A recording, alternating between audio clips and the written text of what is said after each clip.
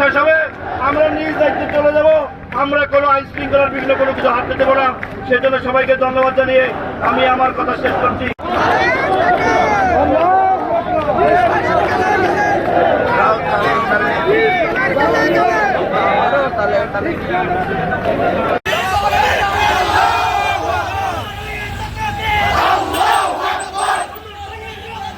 দেশকে সন্ত্রাস মুক্ত করে দেন।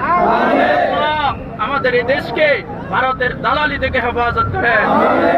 আমাদের এই স্বাধীন দেশকে স্বাধীন সার্বভৌমত্বকে যারা নষ্ট করতে চায়, আল্লাহ আপনি তাদেরকে একজন একজন করে উৎখাত করে দেন। আপনি আমাদের উপর রহম নাজিল করেন। আল্লাহ আপনি আমাদের দেশের উপর রহম নাজিল করেন। আল্লাহ আপনি আমাদের ছাত্র জনতার উপর রহম নাজিল করেন। ওয়ারহামনা মাআহুম বিরহমাতিকা ইয়া আরহামার রাহিমিন।